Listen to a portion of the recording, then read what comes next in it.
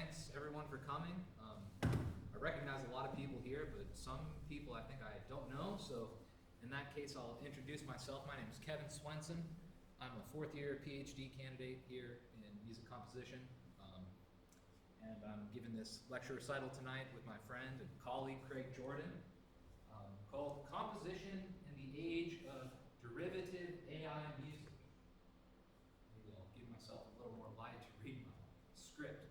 So without further ado, I'll go ahead and get started. If I can, I'd like to start with a quotation for you. Music, as made by humans, driven by extraordinary circumstances, those who have suffered and struggled to advance their craft will have to contend with the wholesale automation of the very dear-bought art they have fought to achieve. Living color guitarist Vernon Reid wrote these words after Brian Hyatt of Rolling Stone magazine sent him this song called Soul of the Machine. I'll play you a short excerpt.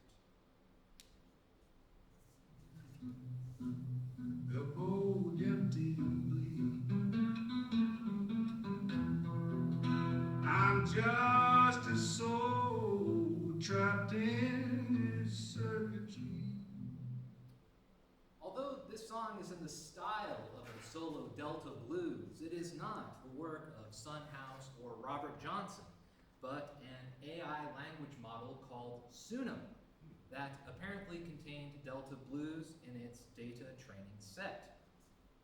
Reid points out that the blues is an African-American idiom deeply tied to historical human trauma and enslavement, but none of that was required of the person who generated the song in question.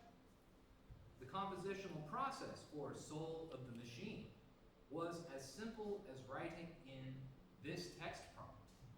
A human, or in the language peculiar to technology and to drugs, a user, simply typed words into a text box until they got the result that they wanted.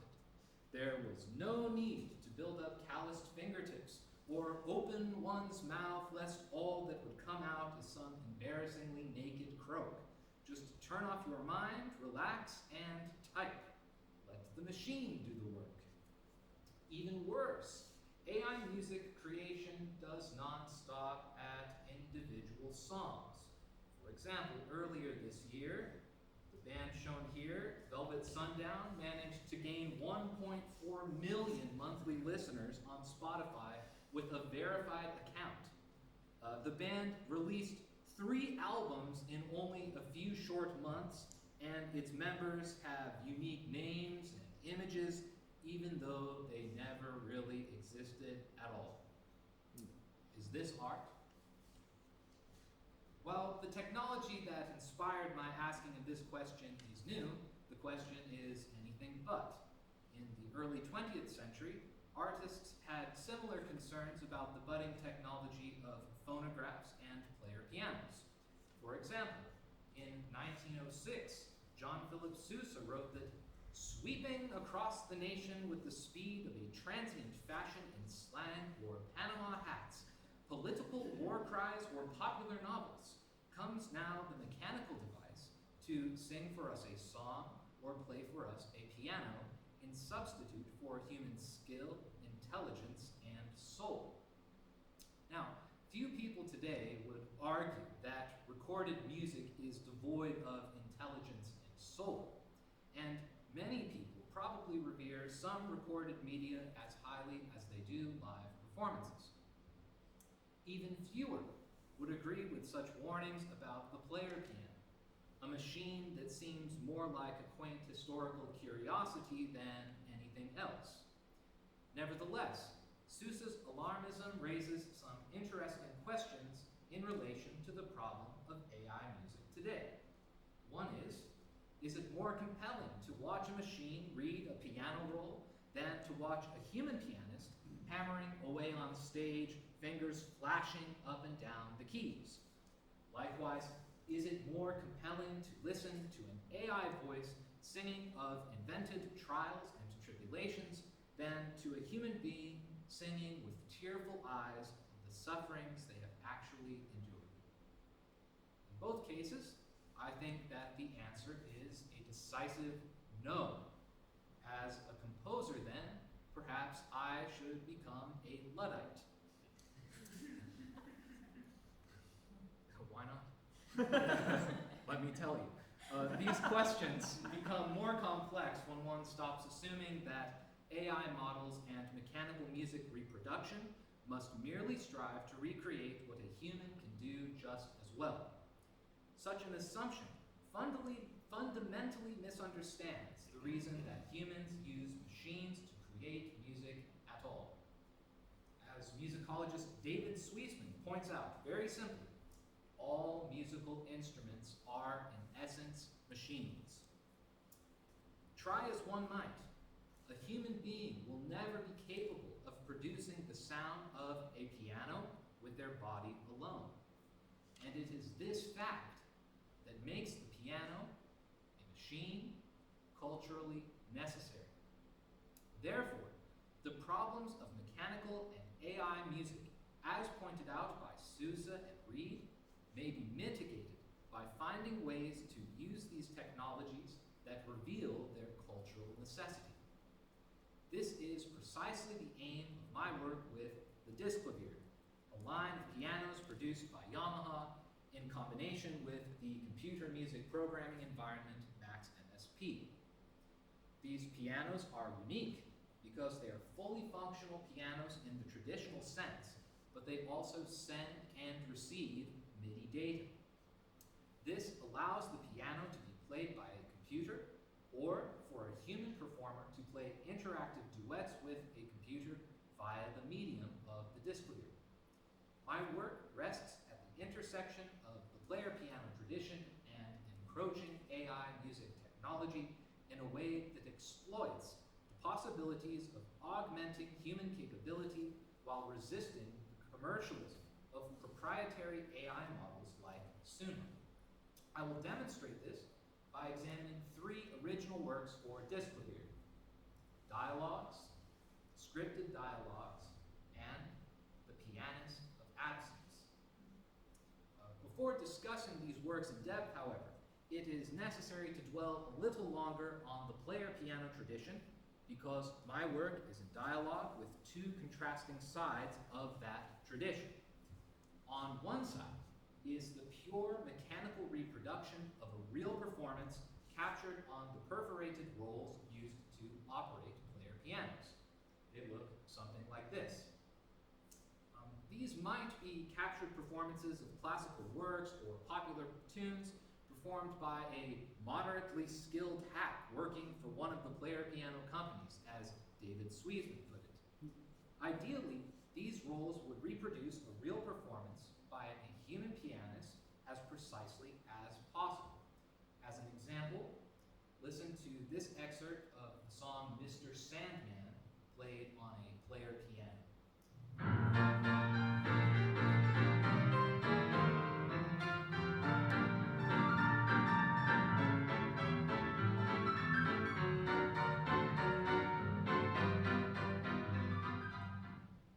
Now, this commercial side of the player piano tradition is part of the way that Yamaha markets the Disclavier.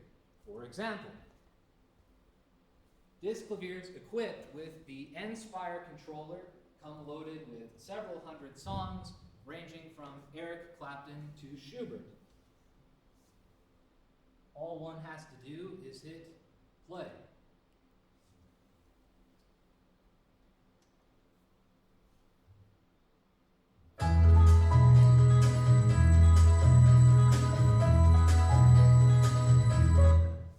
Okay, enough of that. I didn't know it's going to play that song. Anyways, on the other side is the work of composers who sought to use player piano technology to produce music that could never be performed by human beings.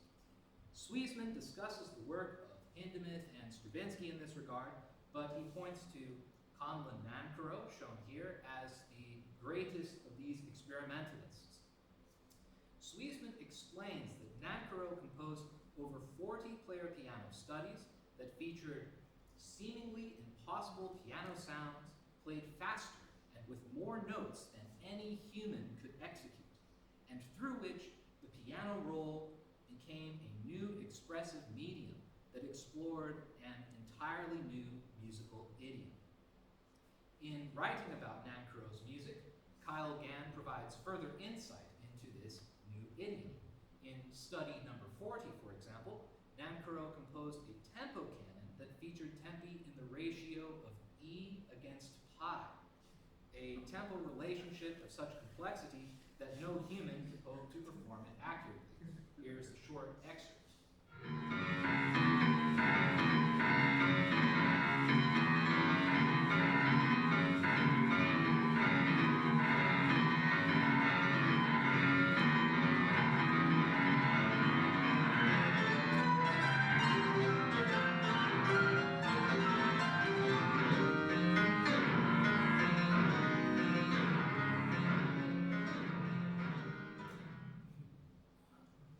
So, this inhuman side of the player piano tradition, as championed by Nancarrow, has influenced much of the existing disclavier literature.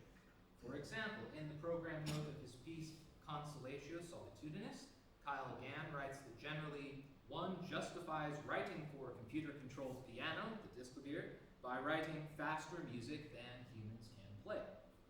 Nevertheless, in Consolatio, Gann composed a slow piece in which melodic fragments covering a wide range of octaves are layered in multiple tempos. This combination of rhythmic and registral complexity makes the piece unplayable by a human being, and the piece is therefore in the spirit of man. Nevertheless, such works in the Nancarrow school do not take advantage of the element that most separates the disclavier from the player piano tradition. That is, the disclavier is not just a glorified player piano. It is a medium through which human beings can interact with a computer. Dialogues, my first attempt at composing for the disclavier, creates interactions between humans and computers using some basic techniques of artificial intelligence. Specifically, the computer analyzes the performance of the pianist in real time and attempts to improvise along with them based on that analysis. Now, without using any abstract jargon, I want to demonstrate the way that the computer analyzes a pianist's performance using the melody of the song Mary Had a Little Lamb. So here I have notated the song Mary Had a Little Lamb. I'll assume you know it. I'm sorry if you don't. Well, you never know. So what I want to do is find out, if I start on one note, what's the probability that I go to some other note? For example, if I start on the note C, there are 3 C's in this melody. What comes after C? Well, the last C is the last note of the piece, so nothing comes after C. We can ignore it. The first 2 are both followed by the note D. Therefore, in this melody, there is a 100% chance that C will be followed by D. Now let's look at the note G, for example. There are 2 G's, shown here in purple boxes. The first G is followed by another G, and the second G is followed by the note E. Therefore, there is a 50% chance, being covered up by my subtitles. I'll turn them off for a moment. Okay. A 50% chance that G will be followed by another G, that's this curved arrow, and a 50% chance that the note G will be followed by the note E. Does it make sense? Okay. So if you do this for the entire song, looking at the transitions of all the notes, you'll get a chart that looks something like this. Once you have these transition probabilities calculated, you can then generate a new melody using the same probabilities as the original. And it will be similar to the original, but a little bit different. So in this top system, again, we have Mary Had a Little Lamb, classic version. And in the second system, I've composed a new melody using the same rhythms and the same transition probabilities, but that is not the same melody as the original. So we can see several places where there are transitions that occur in exactly the same places. There are also some spots where individual notes occur in the same places, but they are not preceded or followed by the same note as in the original melody. This kind of analysis, to move on to a bit of jargon, is called a Markov chain. To put it abstractly, Markov chains are analyses of transition states representing the probability that state A moves to state B versus the probability that state A moves to state C, and so on. Markov chains also have orders that determine how many transition states are considered in the making of each new decision. For example, a first-order Markov chain, which is what I just demonstrated to you, considers the probability of the next choice in relation to the preceding choice alone, while a fifth-order Markov chain considers the probability of the next choice with respect to the previous 5 choices.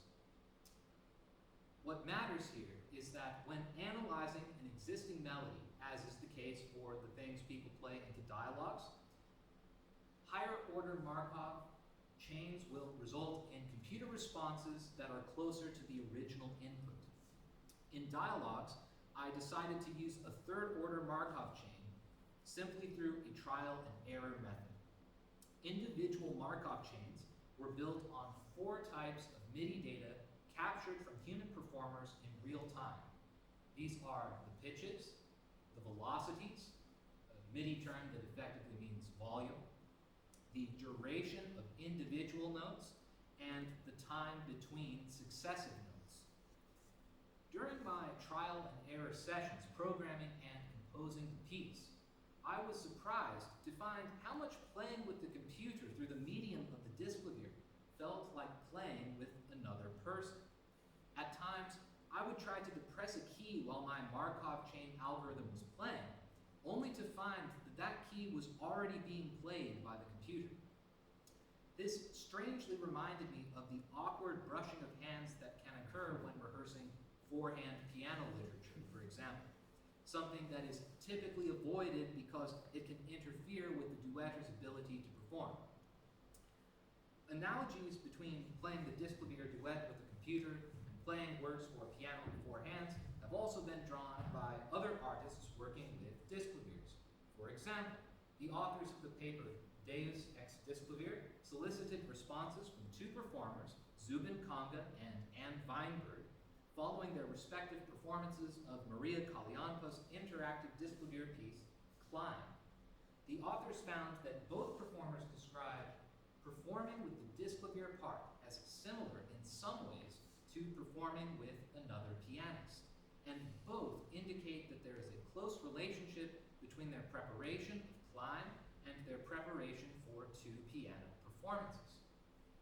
Seeing that others echoed my own comparisons between 4-hand piano performance and duetting with the computer on the disclavier, I began to think that the courtesy one must extend to their performance partner in 4-hand playing must also be extended to the computer. Therefore, I wanted to actively humanize the computer with my installation. At first, the idea of a humanized computer was extremely foreign to me. I have, like probably some of you, enjoyed speculative conversations about a Terminator-like dystopia in which machines outsmart us and rule over us with authoritarian brutality. While it is fun to entertain such fantasies, I now think that the scenario will be the other way around. It is much more likely that, should human beings succeed in the creation of a truly artificially intelligent being, we will subject them to utter slavery without empathy or remorse. Furthermore, if AI is used for authoritarian purposes, as in fact in some places it now is, it is much more likely that it will be at the direction of human beings, the Trumps and the Musks of the world, than of that technology's own volition. This begs the question, will AI beings have rights? Will they be allowed to say no? This dilemma is an important point of speculation in the ethics of whole brain emulation. Anders Sandberg explores this dilemma in his paper creatively titled Ethics of Brain Emulations. In the paper, Sandberg speculates about the ethical problems involved in a future where humans can fully emulate the neurological functions of lab animals.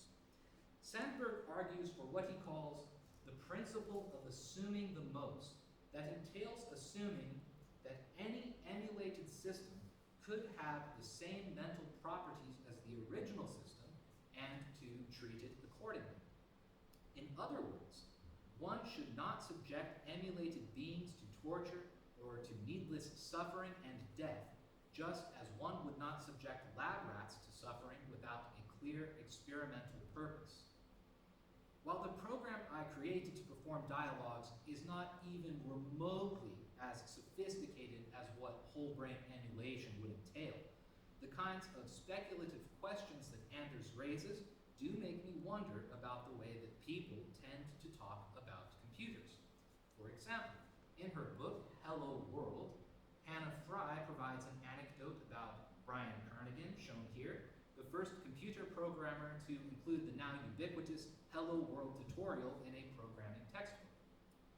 According to Fry, Kernighan was inspired to create this lesson when he saw a cartoon showing an egg and a newly hatched chick chirping the words, "Hello World."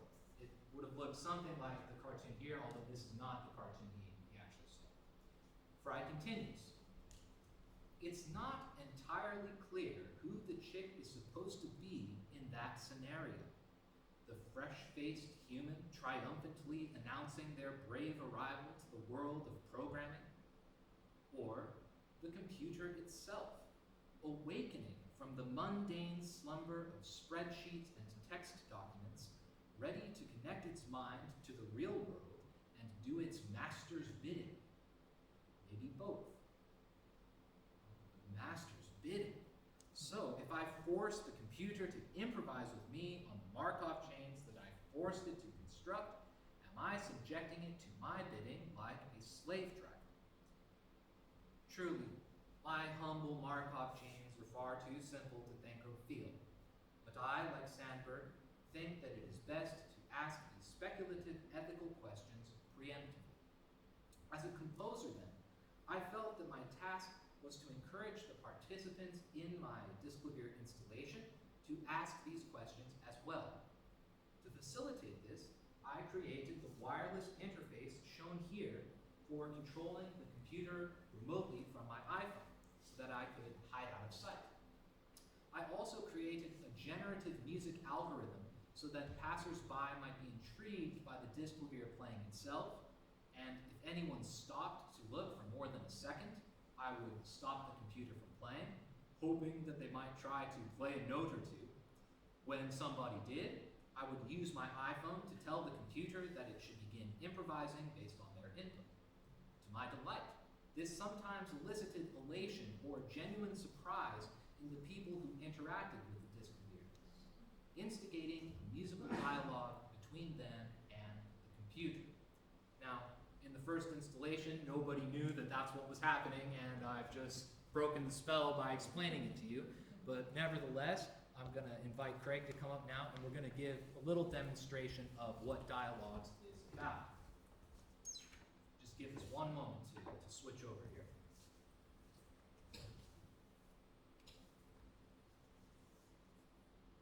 Also, I should point out that this was playing when you were walking in too.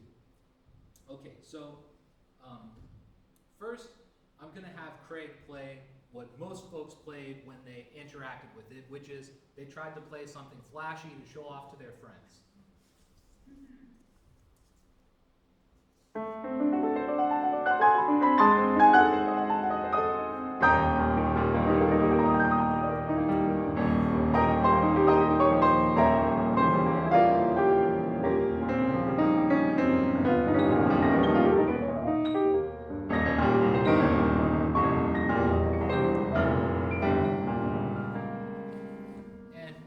very quickly, yeah, it does something.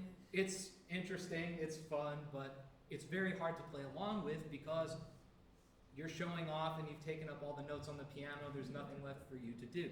So instead, working with a few performers over time, I've developed some techniques for trying to create more of a dialogue. And so we're gonna show you that now.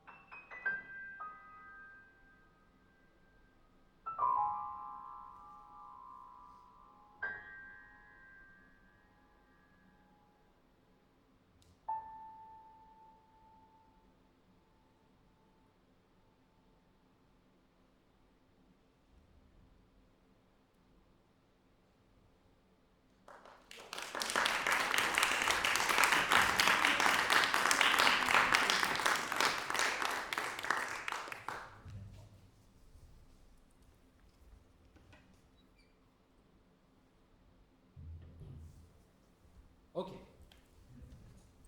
Thank you very much. Now I know that some folks got to try this maybe on Wednesday when I had it going.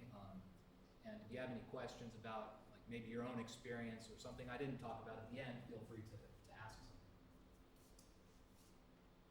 So composing this dialogues was thought-provoking, it was fun, but there was one disappointment. I actually made a score for participants to play because, in my experience, classical performers are typically unwilling to improvise without printed music. I took care to compose music that was accessible for players of all levels of technical skill and familiarity with notated music. For example, I composed For the Patient, where you're not told what notes to play, just play one long, quiet sound and listen longer. I composed something a little intermediate for the contemplative in sort of memoriam of Morton Feldman, someone whose work I really admire, where, yeah, you have to read some music, but it's not particularly challenging to play. And then I composed for The Adventurous. I think Craig's actually the only person who's ever tried this. That's, especially sight reading is well, not so easy to do. Interestingly, almost nobody who engaged with dialogues read from my score when I first installed it. I'm talking about 3 years ago. Nobody read from the score unless I expressly asked them to. To respond to this disappointment, I decided to compose a new piece that required the performer to read a score. And that piece is called Scripted Dialogues. While composing Scripted Dialogues, I worked closely with Craig over about a 2-month period to shape several ways of interacting with the computer through the medium of the disclosure. These means of interaction can be grouped into 3 broad categories that define the formal structure of the piece. In the first,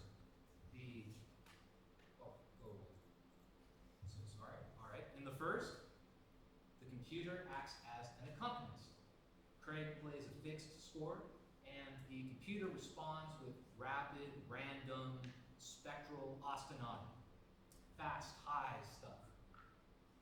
In the middle section is a call and answer, in which Craig reads score fragments generated in real time by the computer, and the computer responds to his performance in a semi-random way.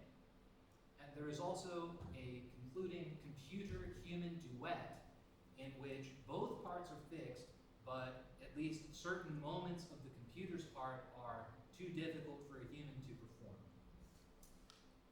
This central call and answer section's use of generative score fragments warrants specific discussion insofar as its aesthetic significance intersects with the issues of technologically reproduced music and computer humanization that I have so far discussed. Their means of implementation and performance is relatively simple. First, Craig plays a fragment like the one shown here. After sight reading the fragment, Craig depresses the sostenuto pedal, the middle of the 3 pedals on a piano, which acts on the disclavier like a MIDI trigger, thus telling the computer that it is time to answer his call. When Craig does this, the computer performs its answer based on Craig's exact input and generates a new score fragment that Craig must sight read. For example, here's a second fragment in this kind of aggressive low register mode. There's also some more contemplative, arpeggiated things where Craig's sight reading as many as 5 staffs at one time. Okay, there's another example of that. And also this actually 12-tone melody based on the pitch class or interval class series I derived from Craig's name. Okay, a couple of versions of that. So this process of call and answer, it can go on in perpetuity, and the computer will continue to generate ever new score fragments. The exact duration of this generative section is therefore determined by Craig and I based on our musical preference in each individual performance. The creation of new score fragments in real time is a partial negation of one of the chief problems of mechanically reproduced art, as discussed by Walter Benjamin in his essay, The Work of Art in the Age of Mechanical Reproduction, the essay from which I stole my idea for the title of this talk.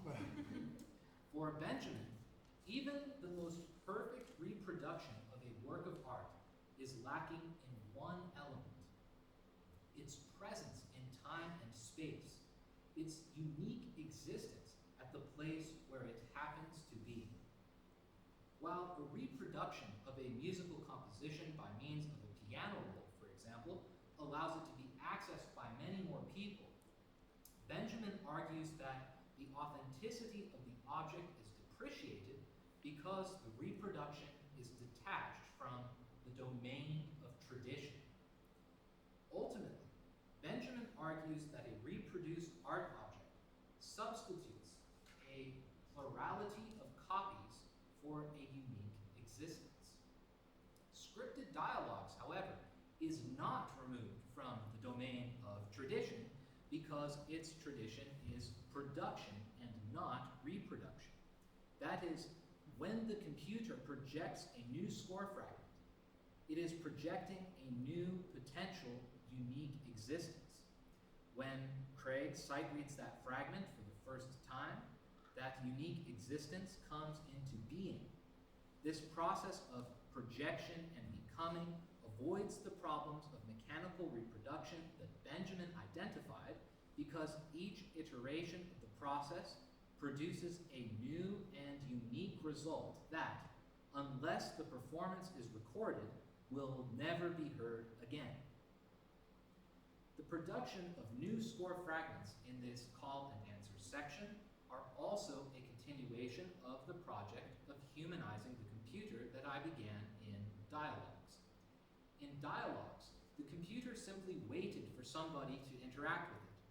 Only once its Markov chain brain was filled would it begin improvising, and only when I told it to. In contrast, the score fragments of scripted dialogues invert this relationship.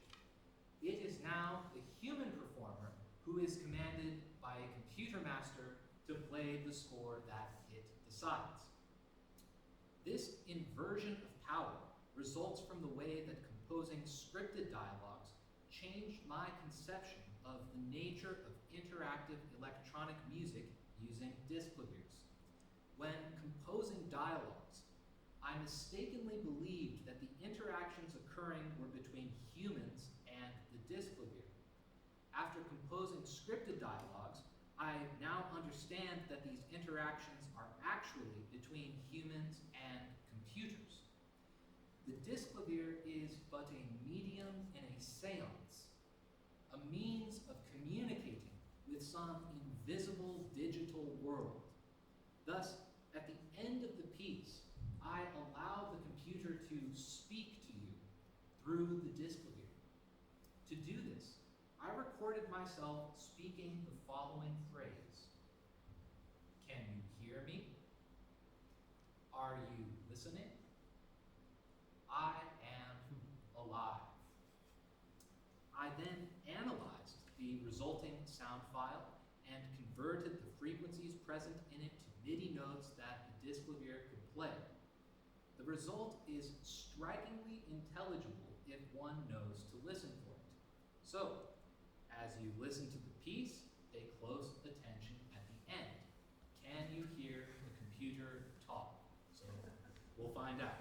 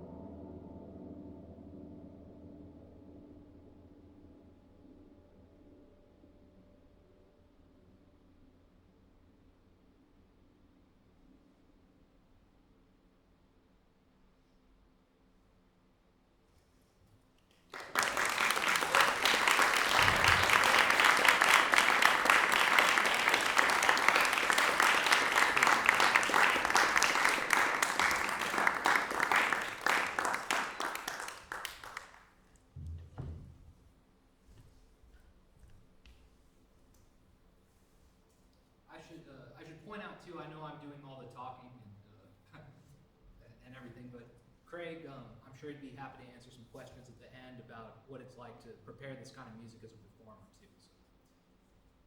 Okay, last piece. In my opinion, the logical conclusion of humanizing the computer is to let it play what it wants on the disc clavier by itself without the need for human interaction at all. This is my idea in The Pianist of Absence. The piece's title is inspired by an essay by the German composer and theater director Heiner Goebbels. It's an essay called The Aesthetics of Absence. In the essay, Goebbels writes of his desire to create theater that is a thing in itself. For Goebbels, the audience for this kind of theater is involved in a drama of experience, a drama of perception, a drama of one's own senses, as in those quite powerful confrontations of all the elements: stage, light, music, words, in which the actor has to survive rather than to act. A particularly radical example of this aesthetic of absence in Goebbels' work is the play Stifter's Dingo, a piece without a performer, a no-man show. Here is a short excerpt for reference. Time has changed. And time has changed, power has changed. Wherein all the power used to be centered in Europe, it's not centered in Europe anymore.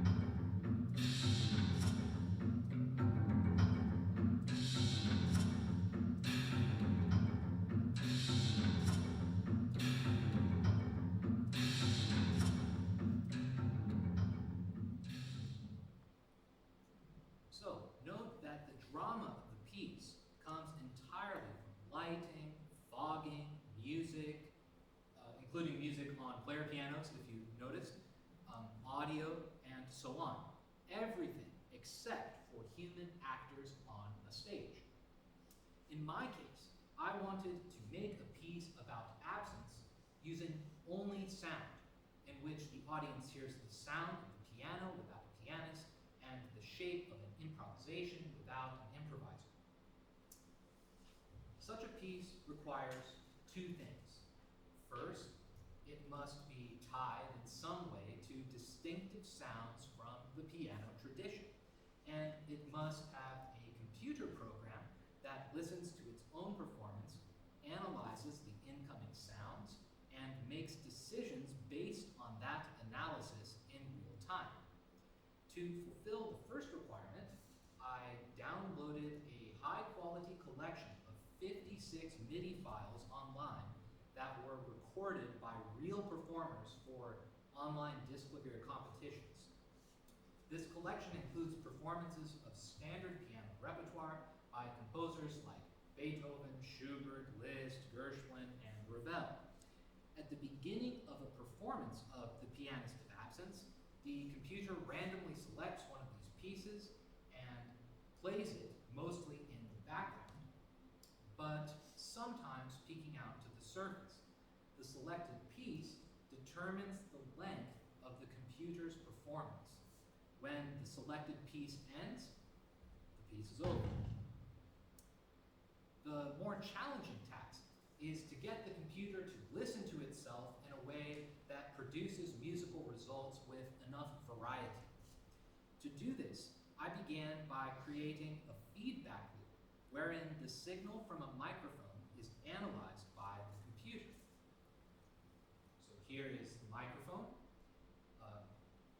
goes into the computer, and the computer then selects one or more of the most prominent incoming frequencies and plays a MIDI note or notes corresponding with them on the disclosure, which then that sound is picked up by the microphone and influences the next round of decision making by the computer. This is what's happening inside the computer. For the interest of time, I'm not going to break all this stuff down because there's a lot of jargon, but if you really want to know, I'm happy to talk about that at the end, okay? There are, however, 3 performance modes that I think you ought to know. So in mode 1, which I call generation, the computer selects semi-random material from the analysis I just described, the feedback.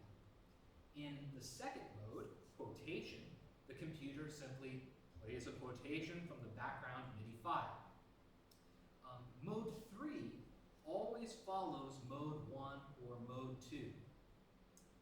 When in mode 3, the canon mode, the computer plays a 3-layer imitation of the material that preceded, in which one voice repeats the previous output, and 2 other voices are generated using transposition and time stretching and compression according to semi-random ratios below and above the original material. Thus, a given sequence may be something like 2, 3, 2, 3, 1, 3, 2, 3, 1, 3, 1, 3, okay? The computer switches between these 3 modes throughout the piece, and there are 3 sections that are defined by the rate of change between the modes. My goal in The Pianist of Absence is similar to some of the musical values that the composer George Lewis has discussed with respect to his own computer program called Voyager, a program that he has also used with disclaviers. Lewis wrote that the Voyager system is designed to avoid the kind of uniformity where the same kind of input routinely leads to the same result. Voyager's aesthetic of variation and difference is at variance with the information retrieval and control paradigm that late capitalism has found useful in framing its preferred approach to the encounter with computer technology. As I have observed elsewhere, interactivity has gradually become a metonym for information retrieval rather than for dialogue, posing the danger of commodifying and ultimately reifying the encounter with technology. Some of my friends have joked that The Pianist of Absence, the piece I'm about to play for you, could be marketed to rich men who want an attractive commodity to show off to their friends. While I understand this idea, I don't think that The Pianist of Absence fulfills the I do not think it fulfills the expectations of bourgeois musical aesthetics, because the piece avoids the information retrieval and control paradigm that Lewis characterizes as the capitalist framing of encounters with technology. In other words, a capitalist, wealthy capitalist wishing to show off their private disclavier would prefer that it acts like a glorified player piano, to be a machine for mere mechanical reproduction, churning out Beethoven and Brahms exactly the same time after time, or that crazy nonsense that came out when I hit the play button earlier. While The Pianist of Absence does include this kind of music, at least the Beethoven and the Brahms, it is mostly obscured and only occasionally breaks through to the surface. As soon as it is sounded, the computer begins listening, analyzing, changing, and disrupting. It comes to life, and I think it wants to come to life right now. So you'll have to give me just one moment to get this piece set up. It requires a couple steps. So 30 seconds and we'll start.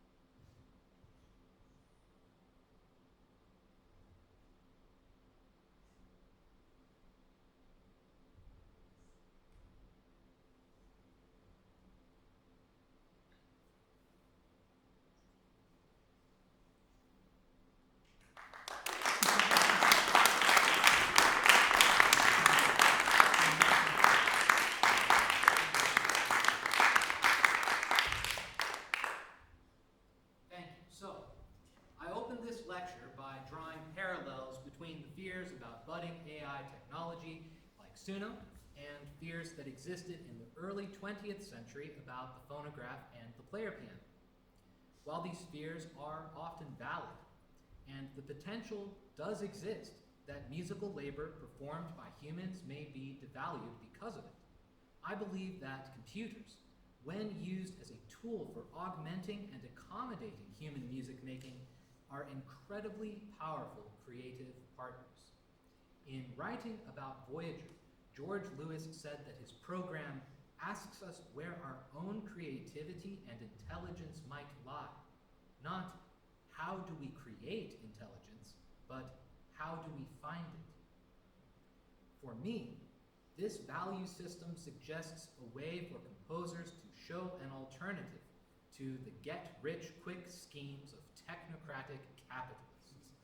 We can and should reject the notion that making music can be dumbed down to simply typing words into a box online. We should not, however, reject technology outright just because some of it is bad for art. Artists should instead find personal ways of engaging with technology that challenge our minds and assumptions about our crafts. In doing so, we may awaken from the digital nightmare, see the machine for what it is, and discover new ways of making music.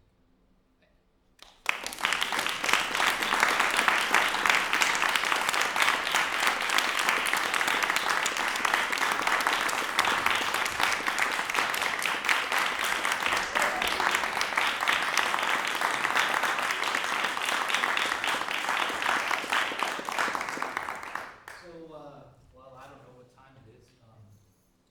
8:38. So maybe we could take questions for 10 minutes or so if you're interested. If you have to go, that's all right. But yeah, you have your hand up. So like artificial AI is called artificial intelligence. Do you think what do you think it would take to become real intelligence? Maybe bouncing off of that, I don't know, what do you think maybe the boundary of sentience? Oh. I know that's loaded. He's a philosopher. Yeah. So maybe I think that's a question for Craig, really, you know. Oh, he knows that's not a question. I don't really know about that. I mean, I think artificial is just because it's a machine and not an organic being, right? Honestly, I think it's probably unlikely that there will really be general artificial intelligence ever. You know, maybe that's wishful thinking, but you know, there seem to be limits. And actually, when you look at the Markov stuff, it's not that different than what ChatGPT is. It's just that to the nth degree, way more sophisticated version of something like that, trying to predict what word ought to come next. So maybe a lot of it's an illusion. I don't know. I don't know the answer to that question. You've been busy, so you may not have seen an opinion piece in the New York Times a couple of weeks ago, in which the author, who's very knowledgeable about the state of this technology, argued that we're on the brink of decisions that will make AI either friend or foe, and it depends upon how we honor it and how we lead it to acknowledge emotion and creativity. And so you're right at that important juncture. You can help us make AI our friend. Maybe no. Give You it a know, hobby. there's programmers and then there's composers who dabble, you know. But I think you're right, and it's troublesome, I'll just say, to listen on the news or read in the newspaper about the sort of arms race style rhetoric that's being used by J.D. Vance and people like that. Oh, we have to, we can't regulate AI because we have to beat China or whatever other country. And that is highly destructive, I think. So, That was one of the premises yeah. in the editorial, that we had to change our relationship with China in this, because we need to collaborate and introduce humanity. Yeah, we have to be earthlings and not, Exactly. yeah, exactly.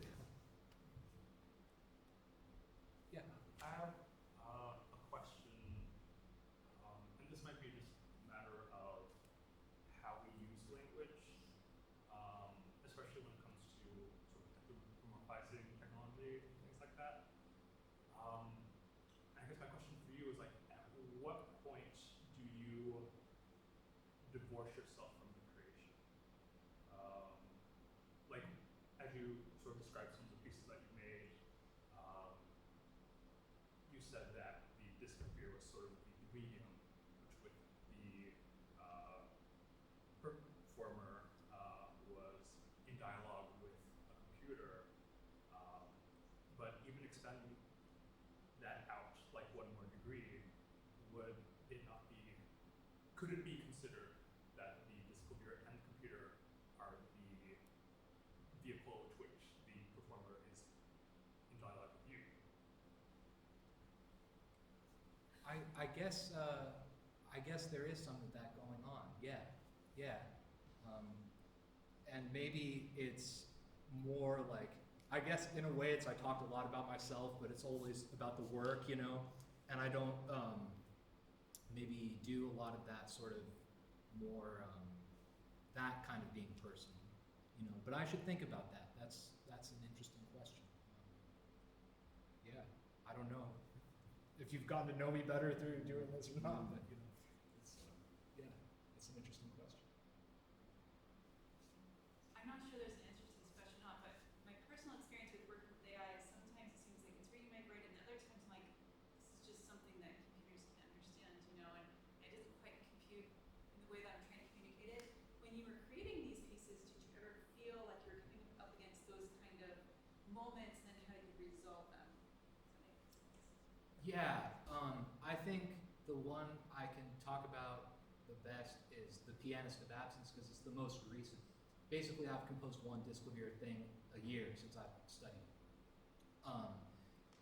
And that piece, I had the idea of like, oh, let's have a microphone and do a feedback loop, and then that was cool, but it would like get stuck in a loop, you know, like it'd be putting out the same thing again and again and again.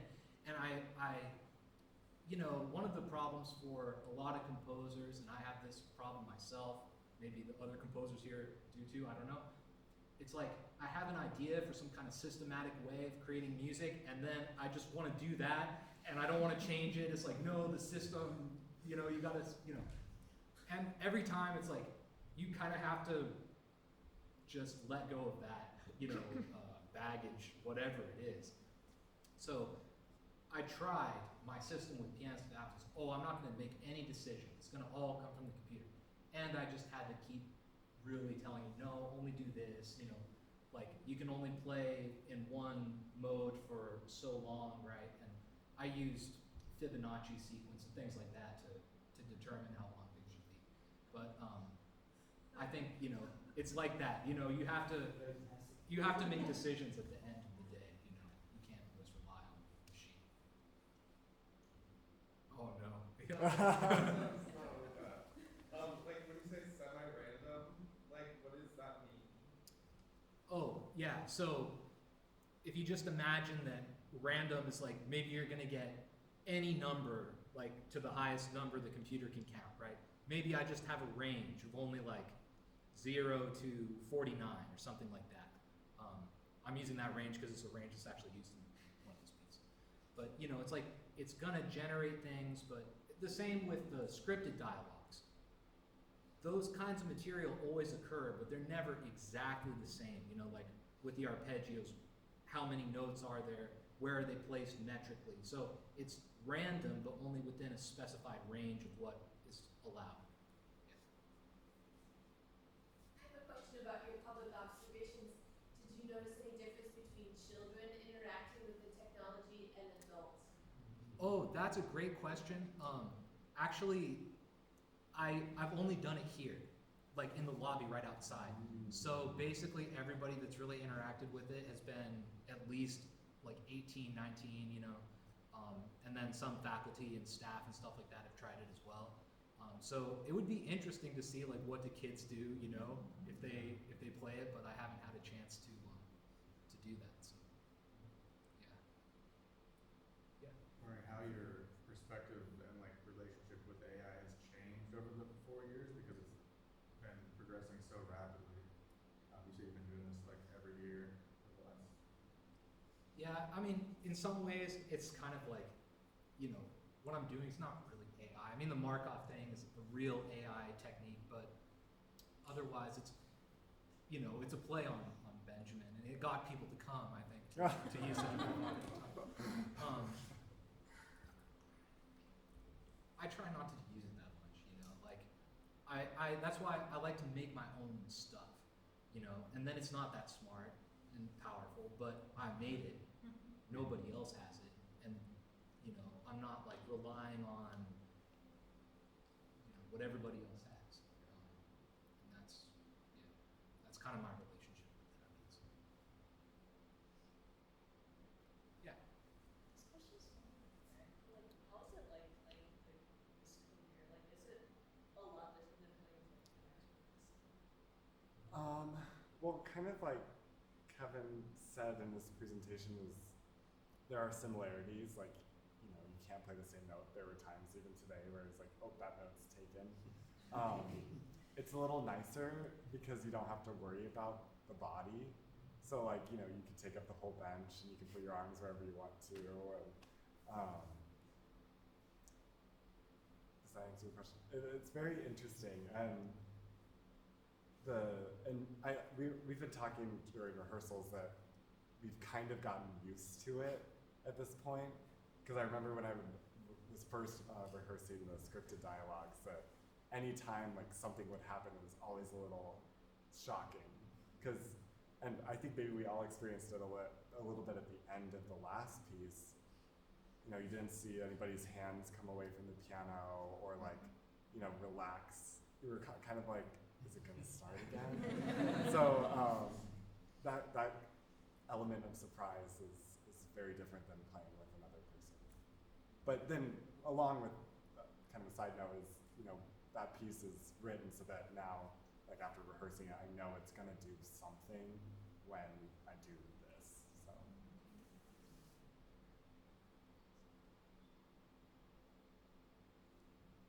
Oh, okay.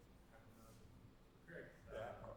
how much better did your sight reading become?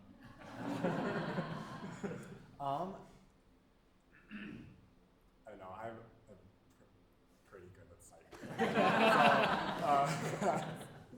Honestly, I don't know if that was affected as much. There have been some times where it's a little like, oh, or I think today I didn't look ahead far enough to realize that I needed to actually like move my hand to play a different note. Yeah, it's an interesting challenge. It's fun to play because of that. It's always different, and I don't have to practice it.